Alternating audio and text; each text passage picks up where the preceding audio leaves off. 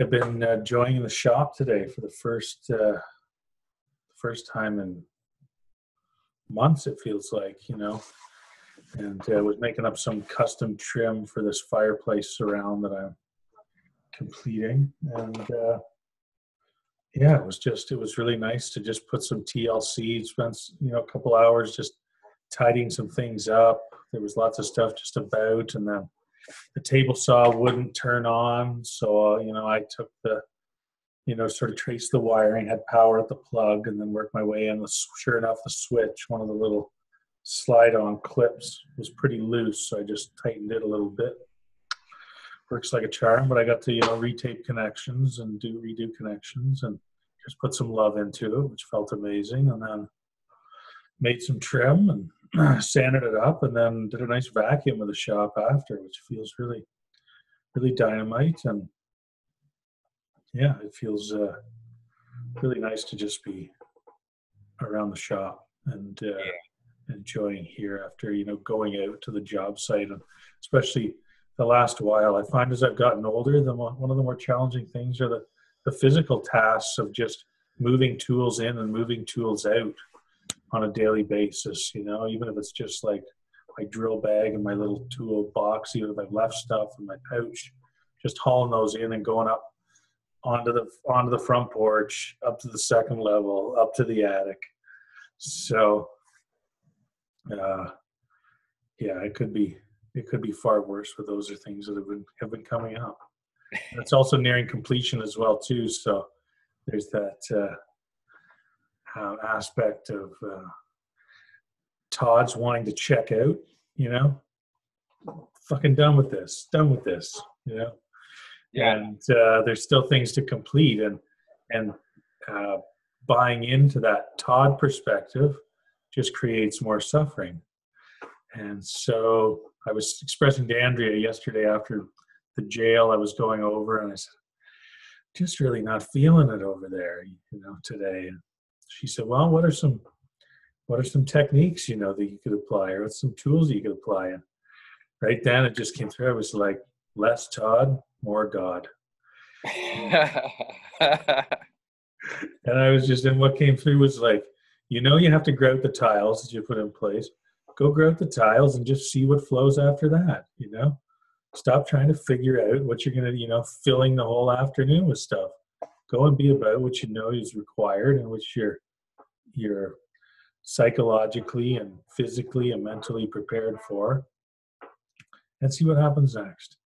So I did that, and it went really smooth, and it was a nice peaceful time grouting and cleaning up and wiping tiles off, and then just taking some measurements. And at that point, during the grouting, the clear vision for the trim and the customization of the fireplace came in. And I had a nice mental picture of it to then record some measurements and sketch out some things so that I could make up some trim this morning. And so less Todd, more God. Less Todd, more God. Yeah, that's good. Everyone could say that. They could just wander around saying, less Todd, more God.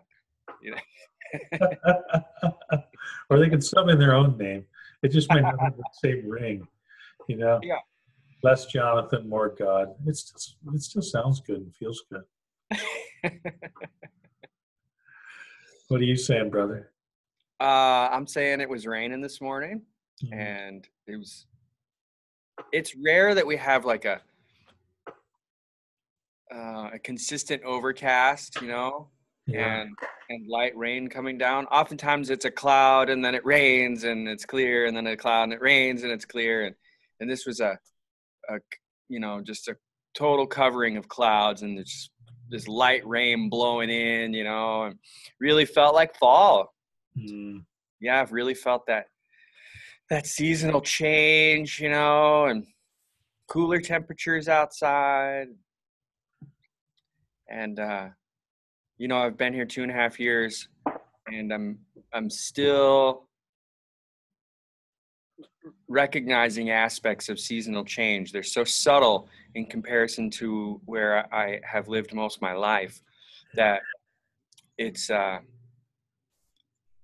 you know, it's really sitting with it and being aware that it isn't just summer all the time, you know. Yeah. So that's been nice. And you know, on my plate has been this unfoldment of recognition as to, you know, the really high place that I may be. And last night I was reading an article of a woman's experience with ayahuasca, and in that process a fear came up, and she was faced with this fear, and then could see how this idea was in humanity. And she was asked if she would you know, take it on for all of humanity. And she said yes. And this mountain of fear and anguish came upon her. And it began a long struggle for her to come about a position of recognizing the more that she fought it, the stronger it became.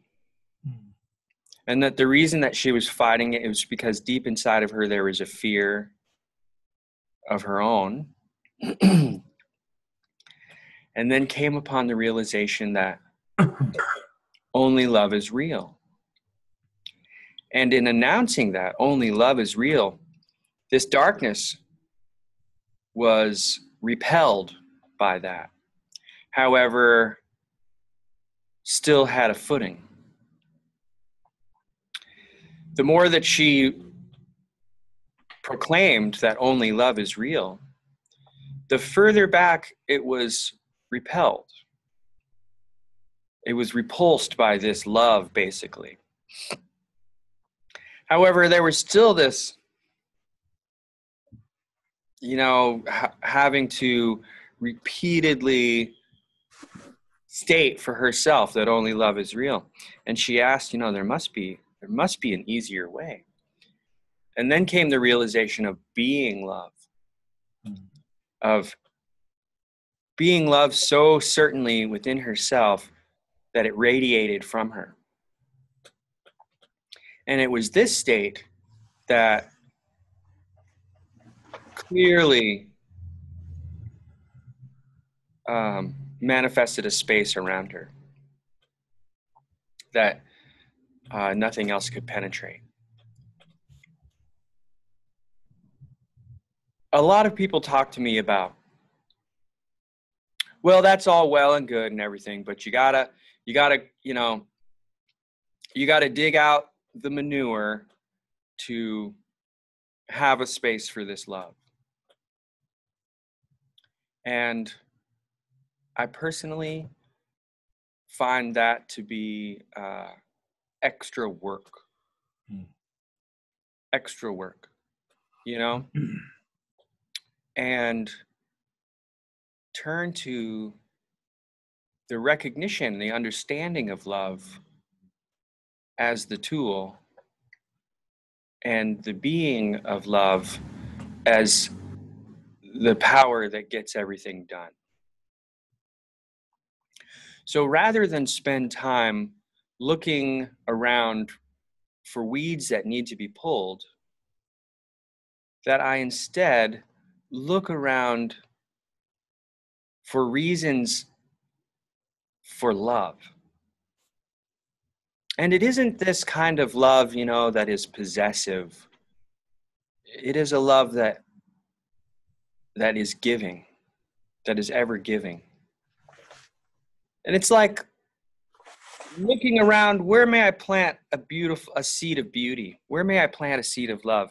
And these seeds of love grow in such a way that it overshadows everything else, that it illuminates all corners and crevices, that simply seeking within myself a reason for love and being with it, that love in itself clears the way. Rather than spend time pushing out darkness, simply residing with love. There isn't any out there that I personally need to go after. There isn't anything out there that I need to go push away. For anything other than the true power of life there isn't any other. That which is already. And the power of that which is love. And so therefore,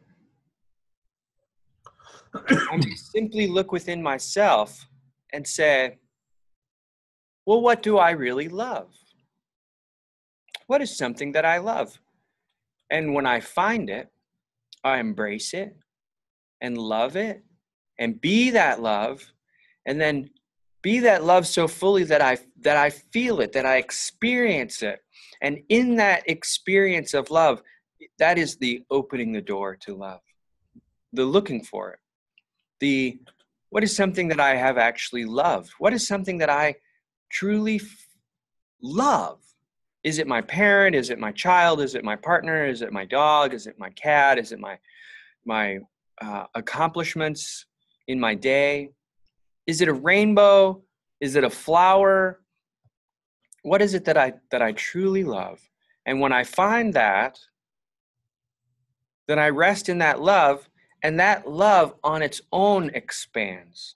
That love on its own clears the way, blows the dust mites out of the corner, sweeps up the rotten leaves, wipes the dirt from the windows.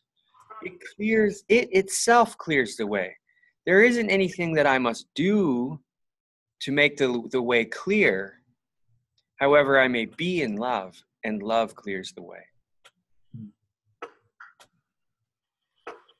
Some people have a distance from love, have a lack of recognition of what love is. And so sometimes gratitude is easier to come by. And there again, it is the same. What is it that I am truly grateful for? What is one little tiny thing, past or present, that I am grateful for? And resting in that gratitude. And that gratitude opens the way as well. So really embracing that in every moment. And it is the conscious, present embracing of it that is the way. Being fully present within myself, consciously aware, and consciously choosing it. And then it does its work.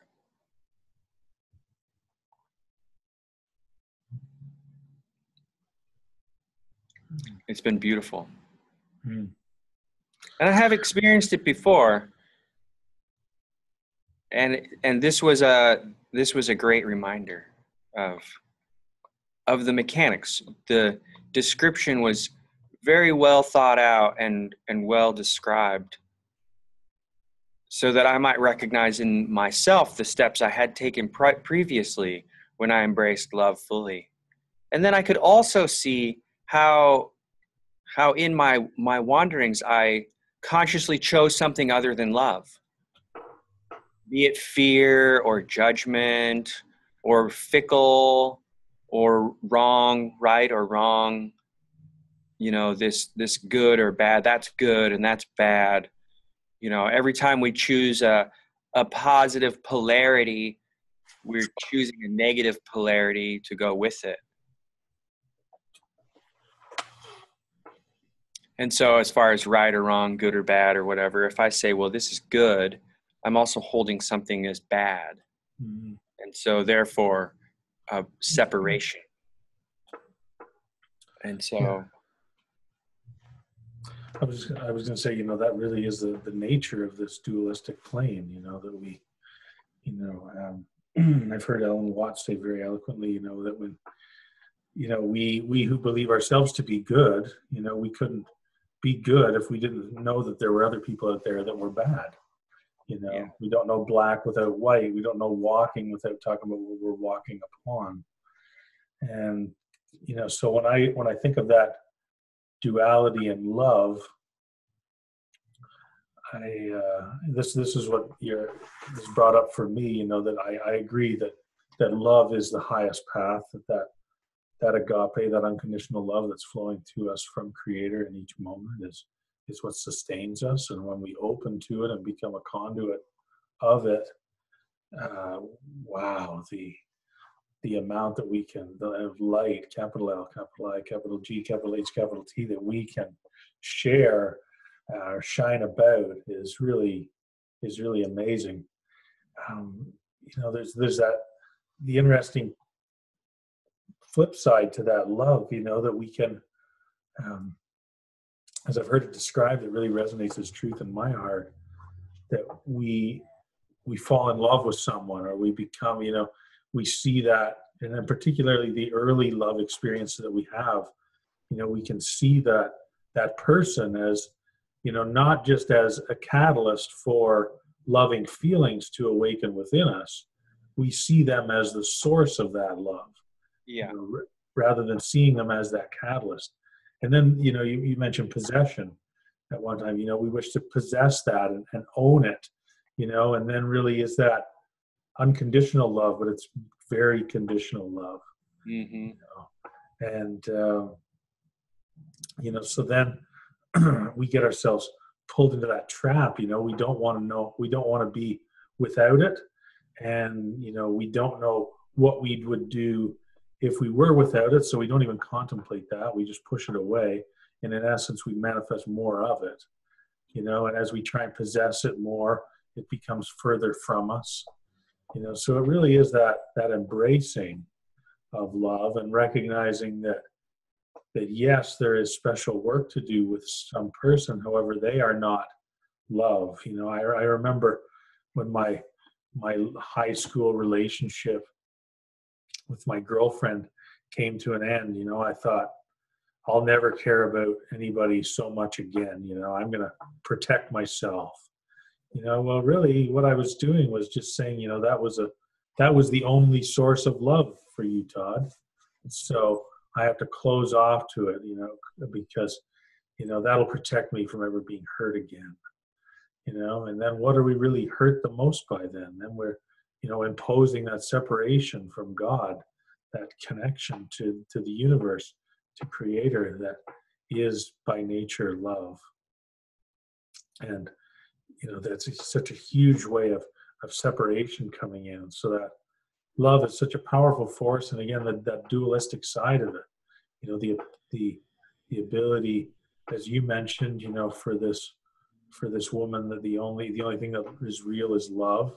And then just, embracing the being love, being a conduit of that unconditional love, really shifting things for her. There's that other side where it can really trap us and really pull us in when we see that love connected to certain individuals or circumstances. Yeah. And I hear you. And that's, I have been down this road of, discussion, and the idea that something is necessary for love isn't love. That's lack and fear. And so we walk that line, that edge, right? And initially, without having an openness, a free-flowing connection with love, we use a catalyst. We use an instance or a circumstance. We believe in a circumstantial life. So we turn to a circumstance where we have experienced love, something that I have loved. And I have even used a past girlfriend as an exercise, a memory of an expression of love with her. She was no longer my girlfriend. We actually had an uncomfortable breakup. And however, in looking for an opportunity for love, I remembered, okay, well, I felt love in that moment. And so I used a moment with her, I was very young, to remember the feeling of love. Then when I remembered the feeling of love, I let the memory go and resided in that feeling of love. And the more that I was with that feeling of love, the more it grew. And then my heart burst open and I nearly was bawling out loud because there was so much love pouring through me. And so the circumstances are not necessary for love. We just, when we're living in this idea that the outside is what's real and a circumstantial existence, that we use a circumstance to guide the way of remembering what love felt like, what the experience of love was, what my posture was, my attitude, what was the experience that I call love. Then I lay the circumstances down. Once I really rest in love, then I can lay the circumstances down for love and let love be. Like falling in love. You mentioned falling in love. And there's like this honeymoon period of falling in love where people say, oh, I fell in love, and, I had another girlfriend. She says, well, how long is the honeymoon going to last for this love that we have fallen into? I said, what do you mean? She says, well, it always fades. And I said, why does it always fade? What is this that it must fade? Well, it does. You don't just stay in love. And this spurred me on to later realizing that, yes, I may stay in love, that I may fall in love and I may stay in love. And that is a choice. It is a choice of my being that I might stay in love and to fall in love so deeply that one then resides in love. And so that experience may still fade if one so chooses other than love. Once one falls in love, it is there and ever available. However, we may still choose being out of love. And like you're saying, the girlfriend, especially for us guys, oh man, she was the one. She was the one. I tell you, none will ever compare to her. We paint her up. I mean, she never looked so good. She never looked so good in real life as it was when I was without her, and I dressed her up to be the almighty love. Yes. And once, we blame her for our love rather than receive it graciously from that which is already. Mm-hmm. And so in that's not love, that's possession. That's possession and fear and lack. The idea that I'm without, that I'm separate from love, that I'm separate from love, and there's something that must come from outside of me to give me love. Mm-hmm. Well, when I personally really dove into love, first I was falling and then I turned head forward into it and dove into love. And when I did, there wasn't any circumstances. It was that love was already there. Mm-hmm. That love is ever present. And is just simply whether or not I am tuned to it moving through me. And so when I fell in love with my first girlfriend, I fell in love. I was like, oh, this love. It was simply that I gave love the opportunity of expressing itself through me, that I aligned with love. And love said yes. And love came shining forth, and I felt it move through my body. And right then we could say, oh, it's because of her. Or we could say, oh, look what I've tuned into. Mm-hmm. And so that's where I even, used that experience as a tuning device so that I might tune into love, and love would move through me yet again, knowing though that it wasn't because of her, because she wasn't even in my life anymore. You know, that this person wasn't even in my life or available to me. However, I knew that I had experienced love in that moment. So I tuned into that experience, remembered it, the smell, the feeling, my posture, the attitude, the freedom, the vulnerability, the excitement, the unknownness. And there was love. And love came shining forth. And then I laid down the circumstances of the tuning device and reside in love. And then love does its work. Hmm. Yeah, it's real easy to blame the outside world. I mean, that's like you say, the dualistic nature that we live in, the left brain, right brain, inside, outside, ego, self, all that stuff. And this is part of what I see as the evolution of humankind, is opening to the awareness that life is happening, that this is the expression of life, and life is all life. That a stone is of life, that the sun is of life, that Mars is of life, that all the stars and the cosmos and the earth and the atmosphere, this is all of life. Science would like to say that life means something that is actively living, that my senses can detect an activity within as being life. And that's outside of life. That's a concept that's outside of the expression of life. For without the stone, we wouldn't have a container for the water. Without the stone, there would be no purchase for the earth and the plants and the water and the atmosphere, and therefore the quote unquote living things would have no environment to live within. Therefore, to remove the stone would be to remove the environment, and then for remove the life. Well, you can't remove the stone without removing life. And we are without the ability of removing life. Therefore, the stone must be within life. And life must be within the stone. Yes.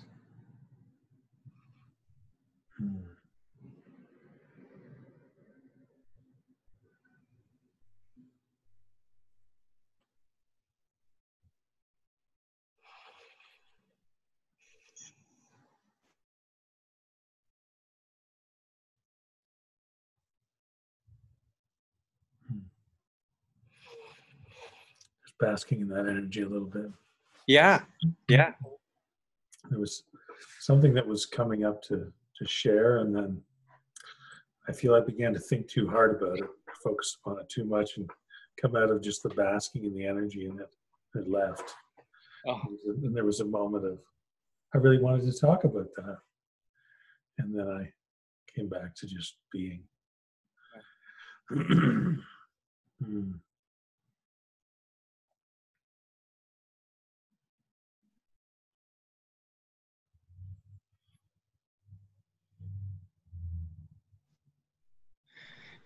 Yeah, this beauty. Yeah, this love. And even for me of late, just to, and really being aware of the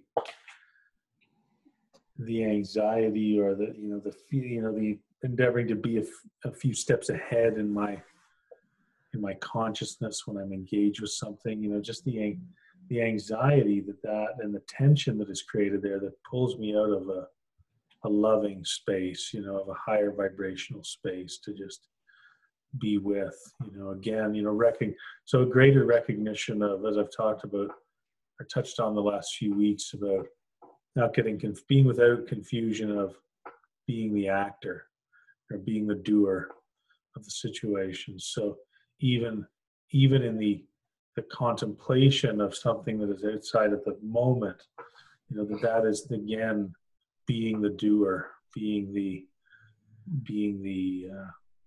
actor. That this isn't a dance. This is without being a dance with creation. That this is about Todd making his impact. Like yesterday. Had to go. Todd had to go grout the tiles, and then Todd really needed to get as much done as possible, because new projects are starting and need to get this completed rather than just being with it. And also all the contemplation of those things, the putting on these, well, just the attachment to what is required to be completed rather than being in harmony with what is in the highest benefit to be completed in each moment. And often that difference is very subtle, but for me, it's really becoming more than something that I just feel in each moment. It's really a palpable feeling of just surrendering to the flow and being with it. And it's been interesting. I've seen my energy increase. I've seen my just natural zest for being with, things that bring joy. Before, it wasn't long ago that, thinking that I was out creating things, building things in the day, coming home, it was like, I don't want to work on our house. I don't want to do anything here. I've done that enough already.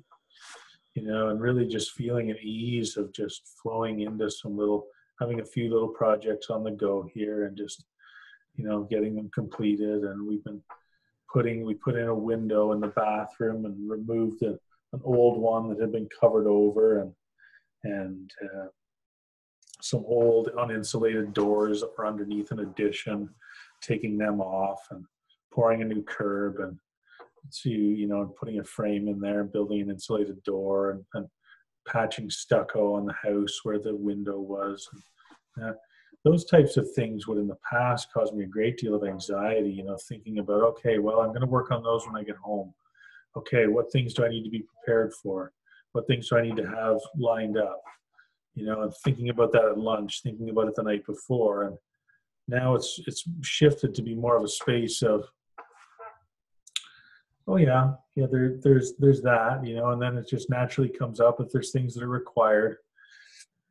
I'm just, I'm driving by the building center, I can stop in and pick those things up, or pick up something I require to borrow, to complete it, rather than becoming all consuming in my mind. And then that energy, that anxiety about it, stealing so much energy that could be devoted to the actual completion of it, physical completion, and as such then just depletes that physical energy, and then it's without being completed at all. So yeah, interesting shifts. And what it's been feeling like for self is just letting go of the struggle. Again, back to less Todd, more God. Yeah. It reminds me of the discussion about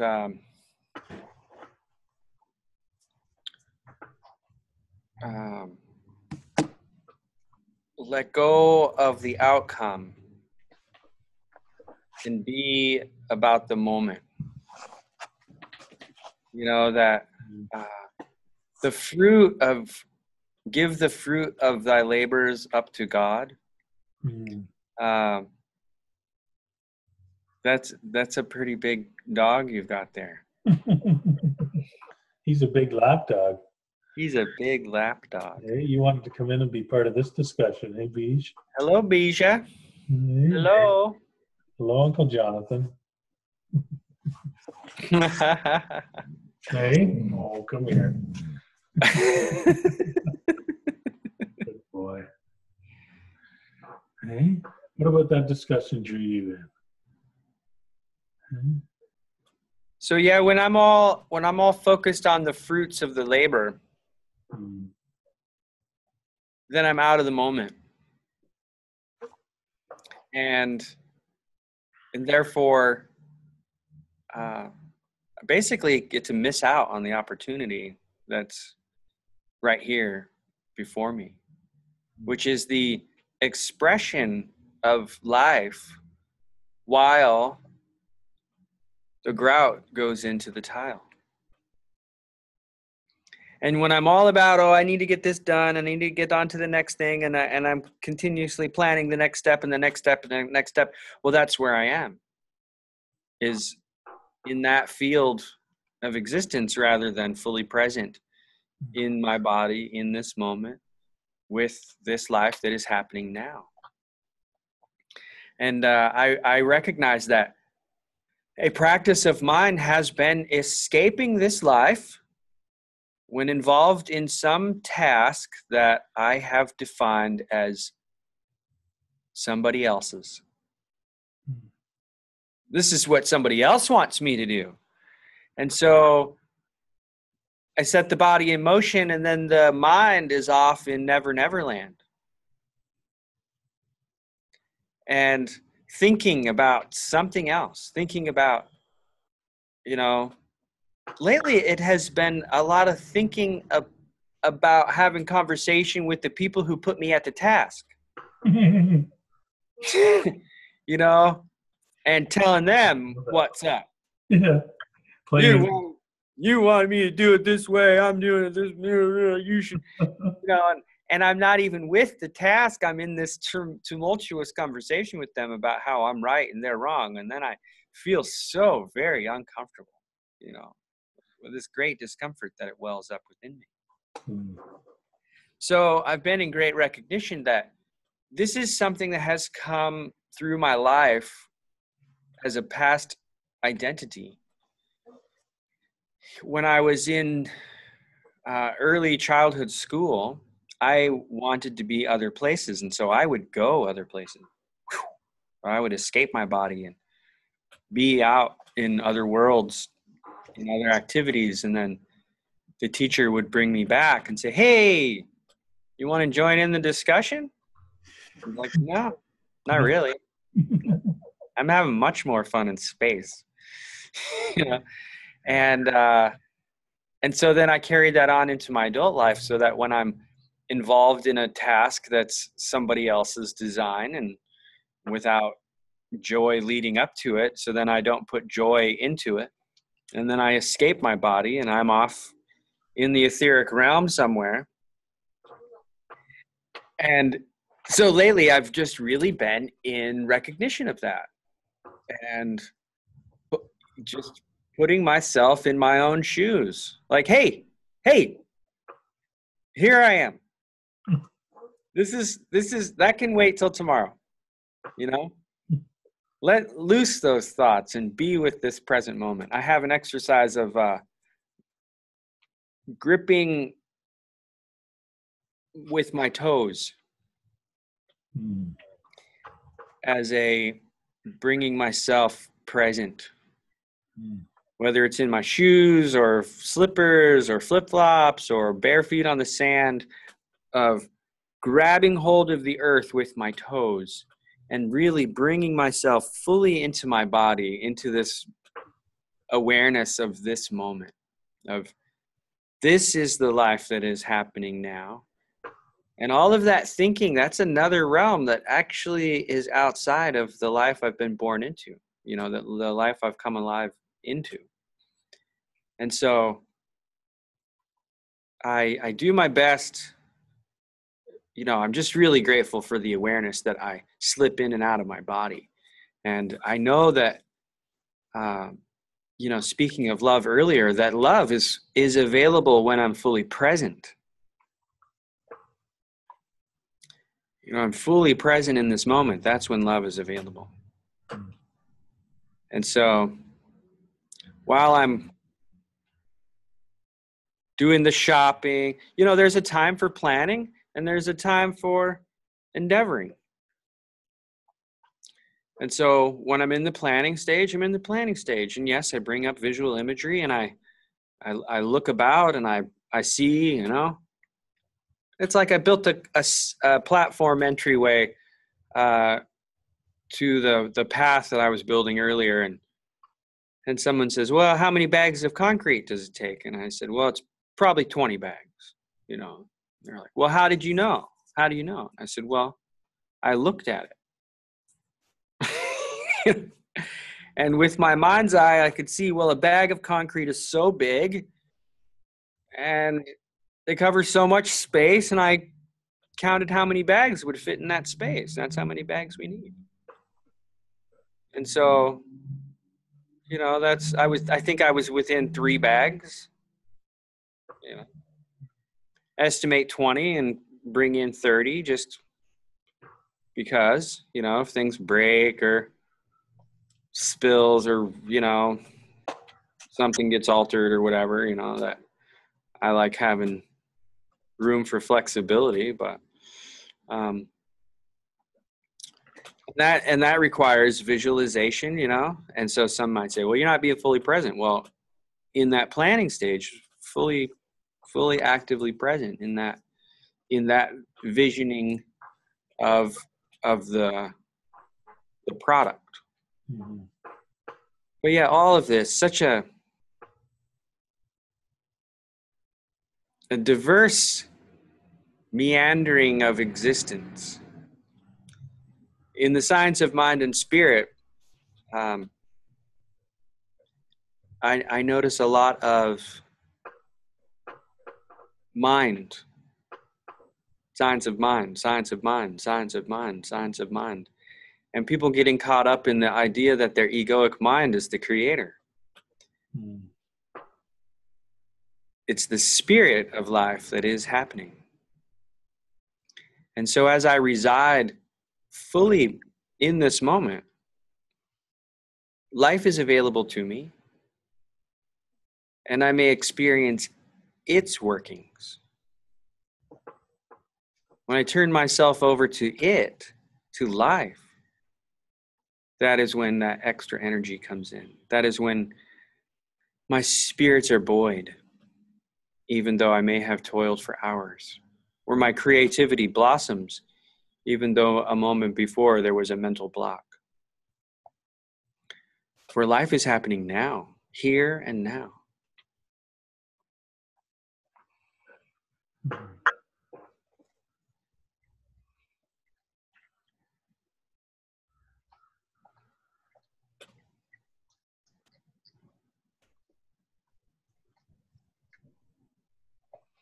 Yes, being present and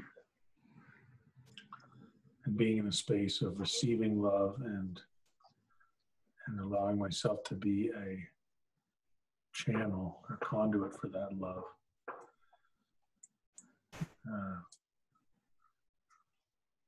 That's the highest practice for self at this point in time. You know, we can say with certainty that things will shift, that will evolve as everything else does. Yeah, that being rooted in love and present with self, presently aware, is a place there's much gratitude within self to express about that. See? Oh, Isha. Yeah. Oh, peace. A big love in. Oh, yes. Oh, yes. Good boy. Hey, sweetie. Oh, yeah. I love you. You're a sweetie. Yeah. Mm. See, you know, so I could see it as, you know, Bija is the force that opens, you know, this feeling vulnerable in love and just cuddling and snuggling and just feeling and receiving and sharing that love, and that without Bija, you know, it would be without existence. It's just a beautiful reminder that is what's there in every single moment. Yeah. Thank you, Bija. Bija is our guest today on Humans Being. Yes, we are joined by the canine family. Yes, he's usually here, just laying about, more of an active role today. Hey, Bear. Yeah. So how about that Land Cruiser? Well, uh, it's very special. We we went up there on Sunday, had a nice drive up. It was great as a family too to see that. We'd never been on a drive for probably more than 2 hours with Sage, other than flying to Kauai, say. So this being a 5 hour drive, we just thought, okay, well, we'll wake Sage up. We left at about 6:37. And, we woke up Sage just as we were leaving. We had everything packed. So he was still got to rest a little bit in his car seat. And then a little over an hour into it, we stopped at a coffee shop and got a bagel and changed his diaper and we're out for about a half an hour and then continued on about another 2 hours and then stopped and we brought lunch and stopped at a nice park. It was a beautiful day in the city North Bay. It's right on this big lake. So we stopped at this park on the lake and had a nice picnic and Seiji had lots of play and then toured up, and it was about another 2 hours after that. And then he had a rest, and Andrea had a rest. And just an amazing opening of a new style of adventure for the family, rather than feeling confined to a couple-hour trip. So, we got up there and went to this guy's place, and he has like 25 miles of trails on his 400-acre property, and it's in this beautiful valley, like probably with 1,000-foot hills on either side, on the tallest in this valley. And so you drive south down through this valley for a ways, and then up into his place, and there's the Land Cruiser. And we went took a good look at it, underneath, crawling around, and inside in the engine compartment, and then went for like an hour and a half tour through the trails. And what a machine. That thing just goes through anything. And you put it in 4 low and it's just like a little tractor. Yeah. All sorts of oomph. And and then we went into town. He came in, the guy who owned it. It was great to meet him in person. And then we went and had dinner together. And he'd also, through another friend, connected us with this place to stay. And anyhow, so I'd said to her, she said, it's these old mansions that have been turned into suites. And they generally rent them out to like government executives or hydro executives, people that might be up there on longer term business and require a place to stay. So she said, I'll see, if you want, we could see if you could just get you a night there, and looked at them online. They look beautiful, right on the shores of this big Lake Temiskaming, which is like 5 miles wide and 35 miles long. And so anyhow, she said, she looked into it and she said, I think it'll be about $150 for the night. Are you guys okay with that? And there was a little motel that we could stay in for $80. But this, really was like, well, it's one night. This feels like a special little adventure. Let's go for it. So we said, yeah, we're good with that. So she contacted the owner, got back to us, and she said, the owner said you can have the room for no cost. It's like, wow, thank you. So yeah, this beautiful spot facing east, right on the side of this lake. Got to watch the sunrise over the lake and over the mountains to the east in northern Quebec. And then we went, because it was like a full kitchen in there, we brought eggs and bread and eggs and toast and coffee, and then went out, got packed up, went to the local coffee shop, got a coffee, and then met this friend who'd hooked us up with the room. And we went down and hung out at the park, and it was a beautiful morning. Seiji had a great play on the park. And then we ended up going back to the guy's place who had the Land Cruiser. And we get there, and he's got this like beautiful spot in the woods with his little picnic table and little fire pit. And we pull up there, and he's got the picnic table loaded with food. He's got this whole picnic. We sat there for like 2.5 hours, autumn day in the woods, that smell of the leaves, rotting a little bit, the dryness of the air, the sun coming down. Had this beautiful picnic of cheese and English muffins and butter, and he has all sorts of wild blueberries and raspberries on his property that he picked. He grows these Hoscop berries, which are part of the honeysuckle family. Those are called honeyberries, but I think they're native to Japan, and they're like a super rich in antioxidants. And so he had a bunch of those, and we ate those, and this blueberry honey that's comes from the area. And we just had tea. We just had this feast, sitting beside the Land Cruiser in the woods. And Seiji got a bit bored for a while, so I said, "Do you want to go hang out in the Land Cruiser?"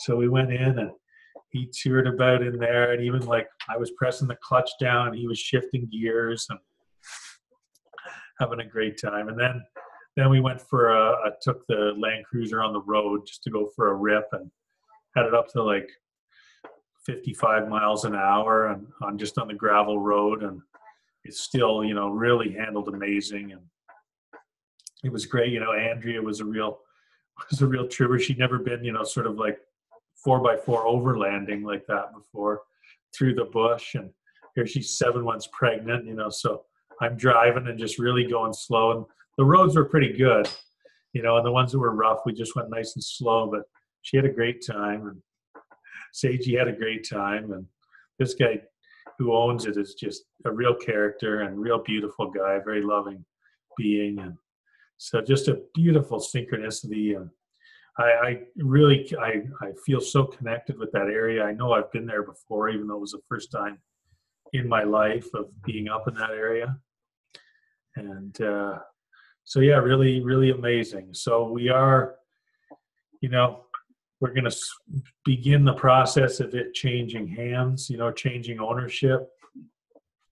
I think he still has some attachment to it. I'm feeling that, that he's being he's without being in a hurry to, transfer it over. Hasn't been transferred into his name yet. So that would have to be done. Oh, it's not even in his name. No, he's had it for 4 years. He just has assigned ownership.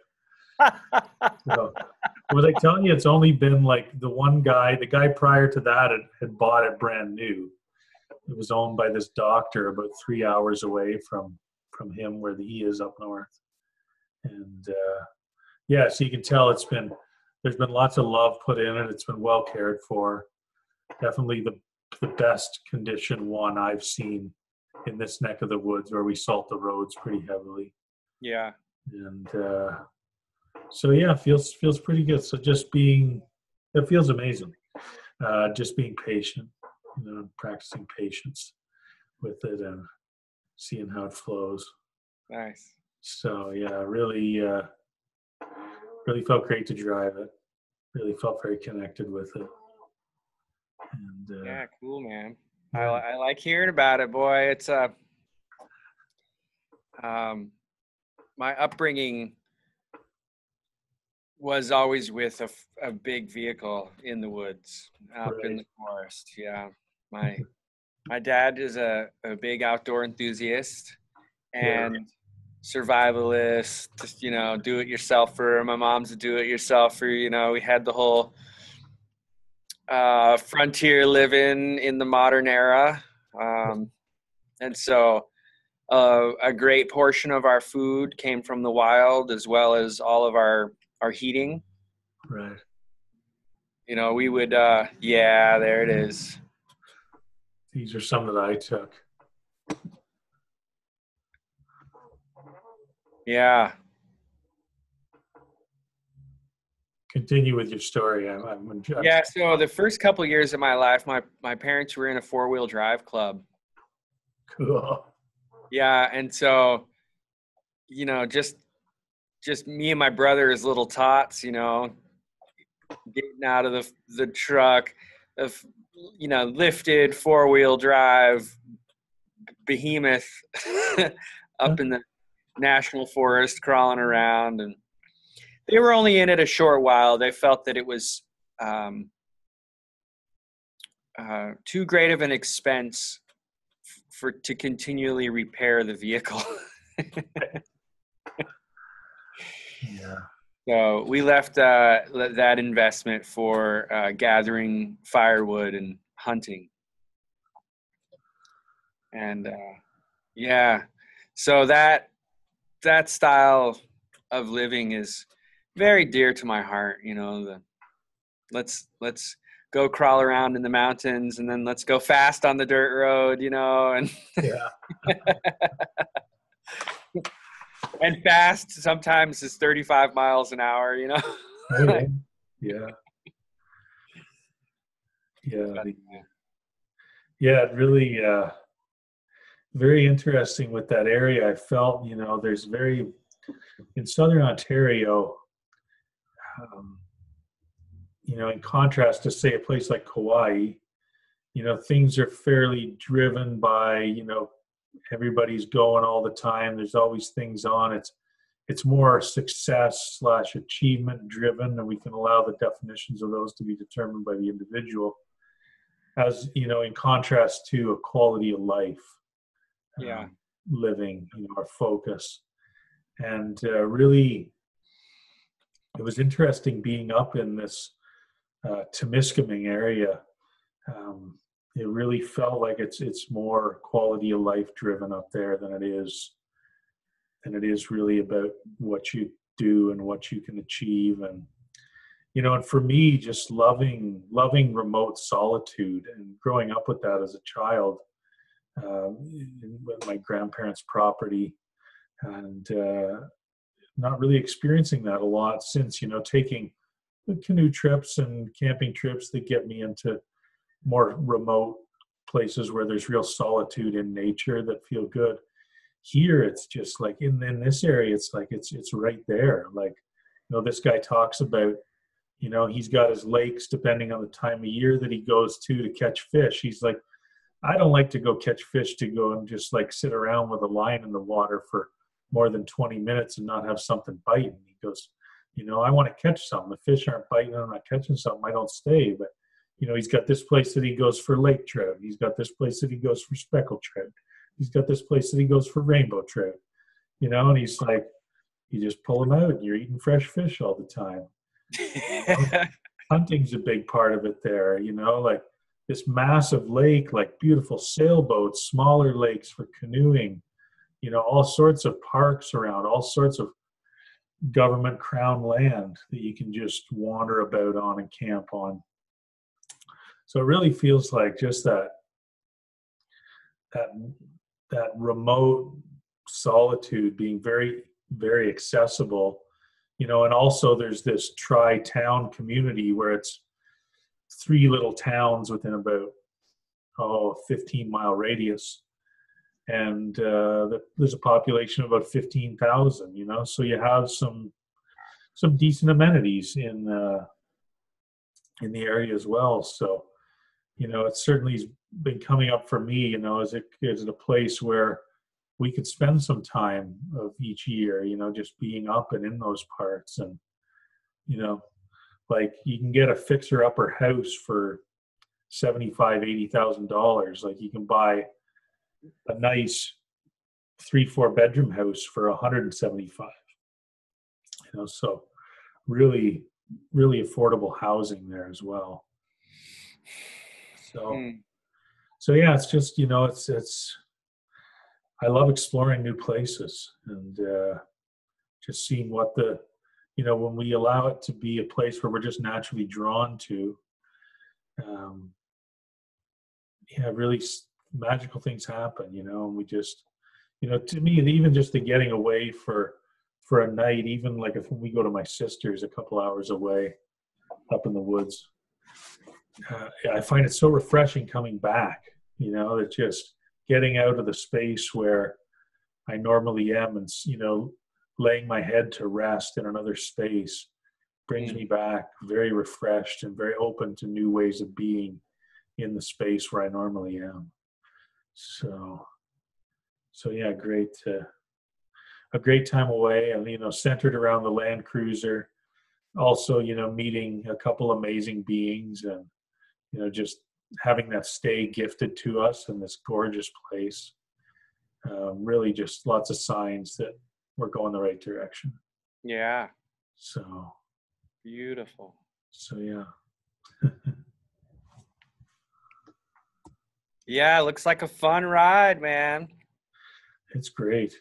There was even one point there was a little water crossing that we did, and he said, "Oh, I'll tell you how to go about it." And I said, "Well, how about like if you've crossed it before, like what's there. I'd be more comfortable if you're driving, because he said coming out the other side's a little bit tricky." So he did that or whatever, and then we were driving again. I guess he took it out. He had it 4 low for the water crossing, and then 4 high, and then he took it out, and we were touring about. And we got into this mud, and I looked down, and it wasn't even in 4-wheel drive; it was just in rear-wheel drive. And we were going right through this mud, and he was just, taking it easy and going along, but nothing was really stopping it. And I said, wow, I can't believe we cruised through that big mud hole in 2-wheel drive. And he's like, oh, we did I thought I had it in 4-wheel drive. And so yeah, they're just amazing machines. And yeah, and the little diesel engine in it, lots of power for pushing that thing along, and just, yeah, I mean, the thing's built more like a tractor than it is a truck, really. So would you share some of your experience in following synchronicity, in staying present and experiencing that flow of synchronous patterning?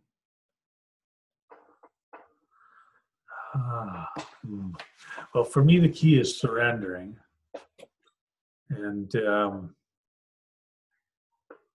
also keeping that, really being with that flow of gratitude, and really, it's been amazing for me, particularly with this house that we are the stewards of, and, vehicles that we've been stewards of, or, what others might say owned. When there's been requirement, or requirements have shifted and we've required something else, there's always been that new right option has just appeared. I remember when we decided we would, look at buying a house, and I just had it in my mind that we could find something for $175,000, which, with a shop, with a smaller 3-bedroom house, and have a nice lot. And yeah, we looked and looked, and we looked at houses, and that was a belief that turned into a knowing for self over a couple-year period. And then when we really started looking for a house, that was still within me, and housing prices had gone up a little bit more. So, the thought, oh, well, the rational mind was like, oh, is that still going to be possible to, to find a place for $175,000?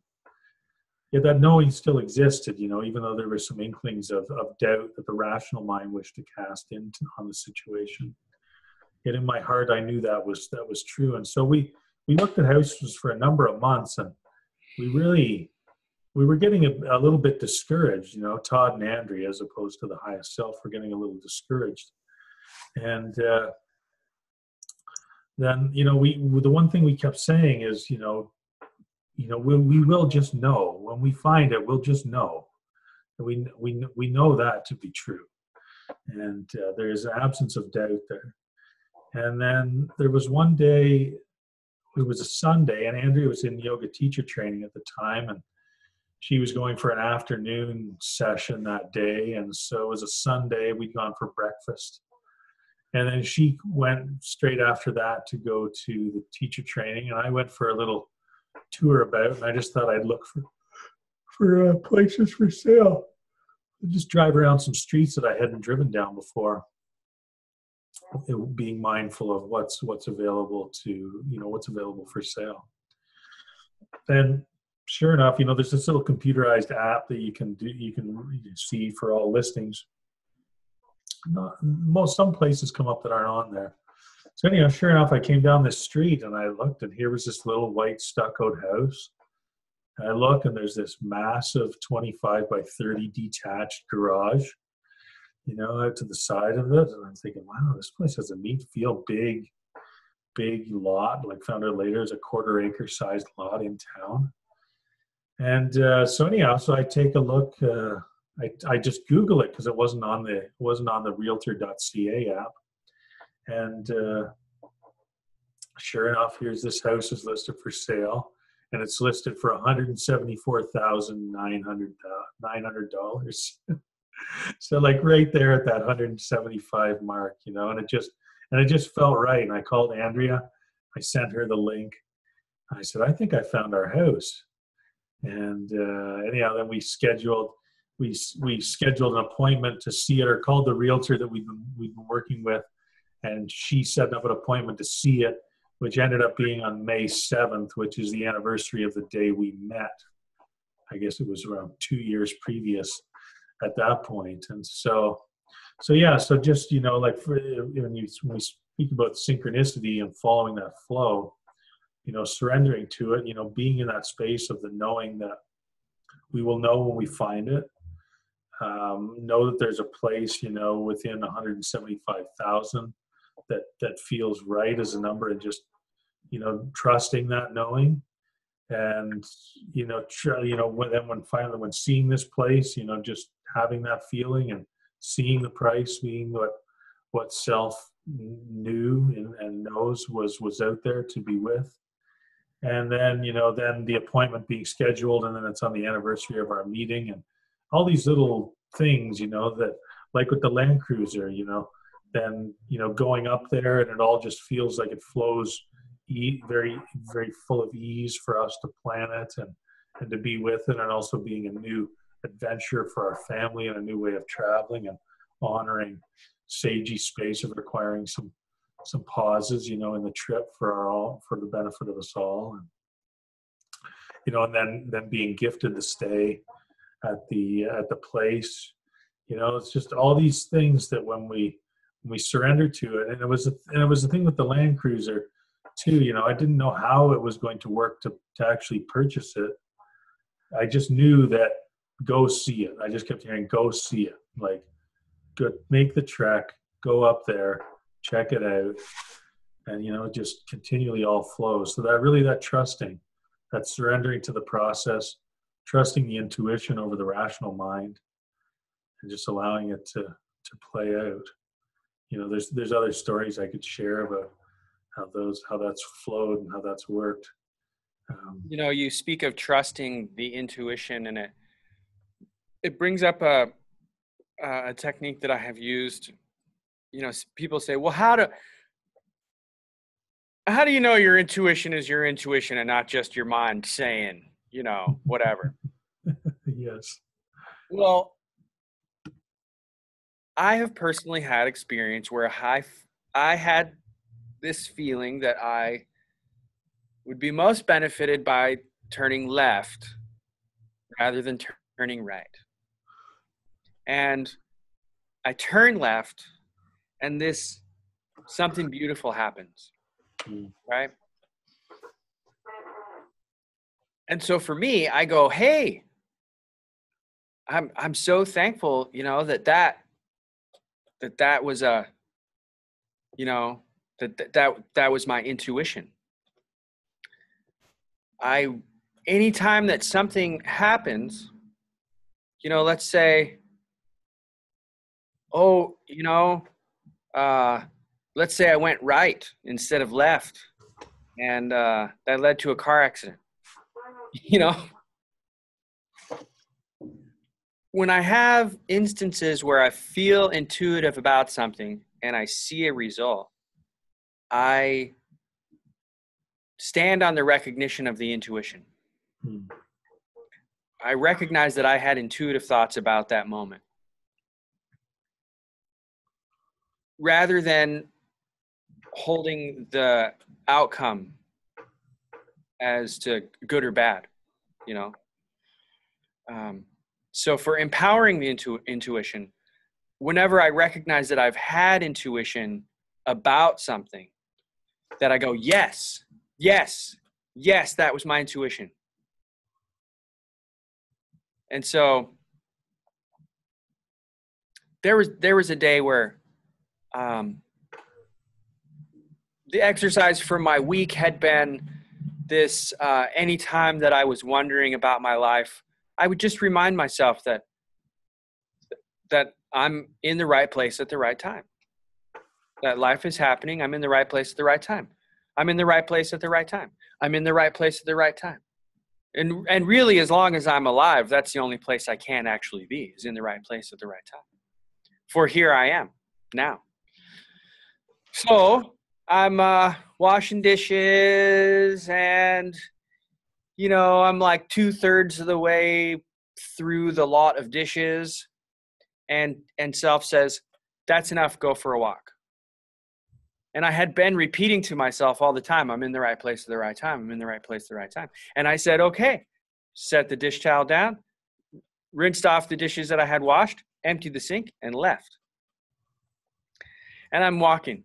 I'm in the right place at the right time. And I'm like, okay, I'm walking to the park. And there's this park in Coeur d'Alene, Idaho, that is the downtown area. And it has a path that goes around the park. And normally in my life, I like to walk along the lake rather than the opposite side of the park. And so I'm going, and the lake would be the left side, and the opposite side would be the right side. And self says, go to the right. And this is kind of funny because I like to argue with myself sometimes. I said, but I like to go to the left. I like walking along. Go to the right. Go to the right. Okay, I went to the right. Go to the right. Walking along. And I crossed the path with somebody I know. And we go sit down and talk. And she was really looking for someone to talk with and to get some weight off of her chest, that she had some issues going on in her life at the time. And she really wanted to vet this, just to get it out, air it out, and so we sat and we talked for a while. And, self says again, share with her your spirituality. And I said, no, that's personal and private.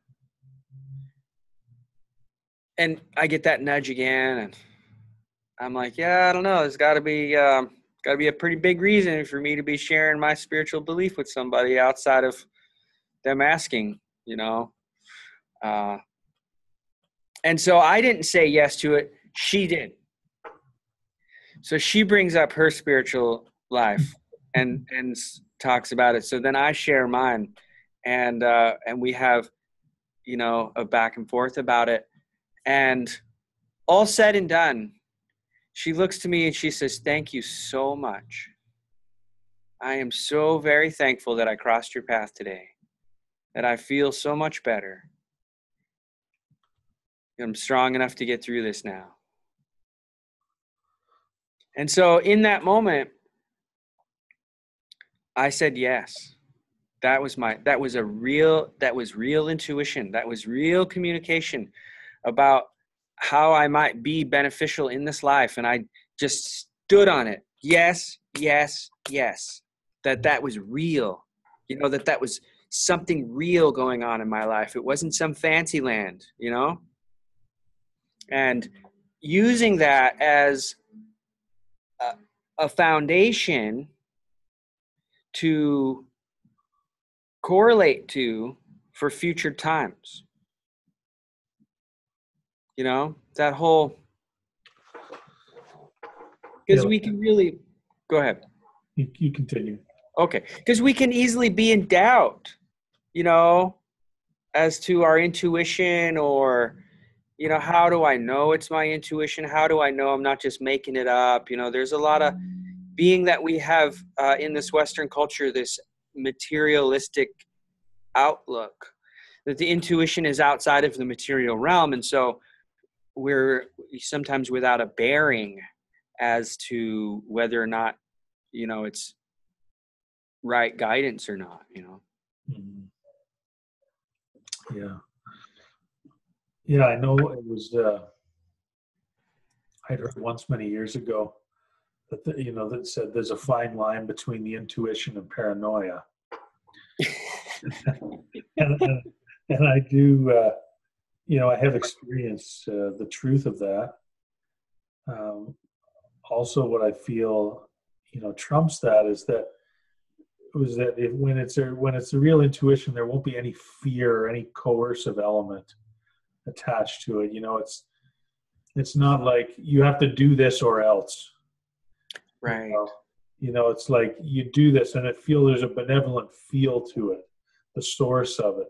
There may be fears attached around that, making that, being with that step in that direction, stuff that we've held on to in the past, but the actual offering of it, what comes through intuitively, will feel benevolent in its source, as opposed to, as I say, any sort of fearful of coercive element that you must do this or else, or if you don't do this, you'll just be the same old asshole that you always were, or, those sorts of things. So, and like you say too, that having the benchmarks, that remember, okay, well, yeah, there's that time, about the house or about the car or, whatever. It's like, yeah, I trusted that, what is that? Does this feel in line with that, And also asking, as we get more in tune and as we practice asking, just asking what is your origin, and we can pretty quickly learn to discern what feels like truth and what feels like fear, or what feels like light, capital L, capital I, capital G, capital H, capital T, and what feels like the absence of light. And just when we ask for the origin to be revealed as our highest self, then it will be revealed to us. So another little, for a long time, it started, a long time being a period of a few years, and I still practice it. I just began to really be aware on a moment-to-moment basis where, at what point my intuitive voice kicked in on something, and what point my rational mind would start to kick in on it. And oftentimes, that intuitive thought, that intuitive feeling, is the first one that comes through. And I know with myself, then right on top of that intuitive thought or feeling would be the rational mind kicking in there. Well, you don't know that's true. How do you know that's going to work? What information, what evidence is there to support that? You need to really look into this more. You need to figure this out. All of that shit, the figuring it out aspect, the working through it rather than just trusting and having faith in that, in our own intuitive voice, that source, that well of wisdom within each of us is important. And I feel, through little processes of discerning what that is and what that feels like, then we come to know what that intuitive voice is, even on a stronger level. And it's always, to digress for a second, where I got me on this, remembering this truth, was hearing Steven Spielberg talk about the intuition, and talking about how he, as a kid, just intuitively picked up a camera and started just making movies and clipping things together, and he just loved doing it. It just felt completely effortless. When he was with it, he was just experiencing just real joy, and he followed that along and made, as we know, quite an amazing path, quite an amazing, career, if we'll call it that. But just and to me, that exercising, that practicing of his ministry, the practicing and the application of his talents and abilities that he brought into this life. And, so what he said, for each of us is, know that intuitive voice inside of us very rarely shouts. It always whispers. So, it's getting to know that quiet, as the Quakers say, the still small voice within, getting to know what that sounds like and listening to it. And the more we listen to it, the more we actually develop a relationship with it. And he said, if we do that and we follow it, he said, that is connected to our life's work, and if we practice that, if we're with that, all of us will benefit. And I think that's so key, is developing a relationship with that still small voice and getting to know what our own individual whisper sounds like of intuitive wisdom. And if we follow that, then, and we're vulnerable and open along the way, allow ourselves to be carried, it's pretty amazing stuff happens. Yeah. Yeah. Pretty amazing stuff. Even the one Steve Jobs line, or Steve Jobs, he said, we can't connect the dots looking forward. When we look back, we can only connect the dots looking backwards. He said when he looks at connecting those dots in his life, it's where when he looks back on it, he sees that those were places where he trusted and he truly followed his heart. And so by trusting in our heart and our intuition, it somehow seems to know what the dots are already and how to connect them. So, yeah, the trusting. Mm-hmm.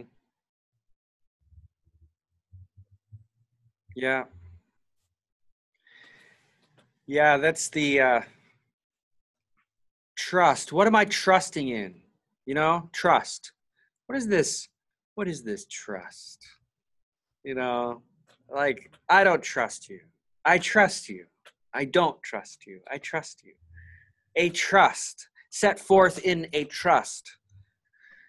A trust that becomes something that shall provide for others. What is this trust? What is a trust that can be trusted that is a trust?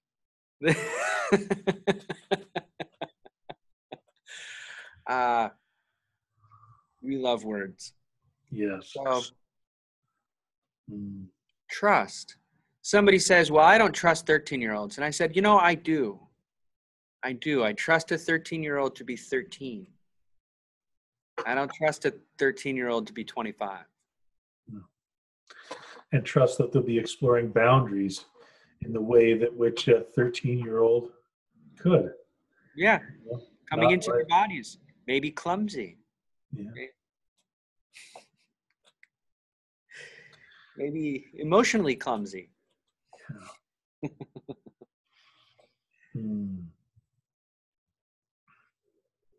Yeah. Trust. Yeah. To what level of trust do I grant thee? Who's doing the granting? Yeah.